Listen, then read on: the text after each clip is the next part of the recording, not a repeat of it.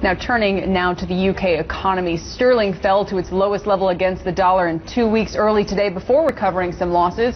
It follows, of course, the UK sovereign ratings cut by Fitch on Friday. Still, the currency has held up reasonably well based on some of the warnings we've heard lately. So where is it headed? Let's ask Max Knudsen. He's chief market strategist at ADS Securities with a technical look at sterling. And Max, what do the charts suggest?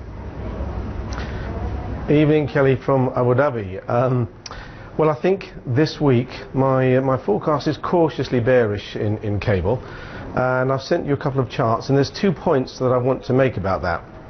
Now, the first point is that over the last 6 months, the pattern of trading in cable has been for periods of buying interest to last no longer than 2 weeks. And that pattern has already been repeated again. We've had 2 weeks of improvement at the start of April, followed by last week's sell-off. Now, the second point that I want to make about cable is the fact that since January's high, the market lost 9.5%, and it did get overstretched, and there are plenty of people, including myself, who caught the rally from March's low. But there was a very obvious target for that rally. Anyone who'd been buying cable after the sell-off would have targeted a move towards 154. That's a 38% recovery of all of the year's losses, and we got there at the start of last week, 154.13.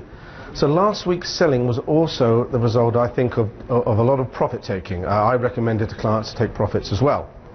So coming into this week, the question for me is that profit taking ended? And are we likely to see buyers again? And I don't think so. I think there's still a bit more on the downside. The next chart that I wanted to show you shows momentum levels. And levels of momentum, which measure the rate and speed with which trading is going on, shows that selling interest is still increasing gradually in the pound. And I think that we could still see lower prices this week towards 151.23. That's a pullback of half of the bounce since March's low, but probably no further than April's bottom at 150.34. So I'm cautiously bearish, and I think it's a temporary negative bias in the pound. Well, we will have a big release, I guess, with the GDP figures out. What is it, Thursday, Max? So could that, in your view, be a catalyst for a big downward move here? I don't think so. I think a lot of that is already priced in. The market's expecting flat growth, or maybe a figure of 0.1. I think the expectation is that the UK economy will avoid technically a triple-dip recession. So I'm not convinced there's going to be a lot from the GDP figure unless it's wildly out of line. Okay. The Fitch downgrading has had very little impact on the market. Gilt yields are actually down today. Right.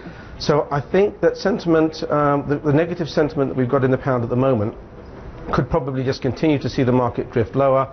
And probably once the GDP figures are out of the way, as long as they weren't out of line, I would look possibly then for buying interest to come back in. But certainly for this week, I'm cautiously bearish in the pound. Okay, Max Knudsen, cautiously bearish, chief market strategist at ADS Securities.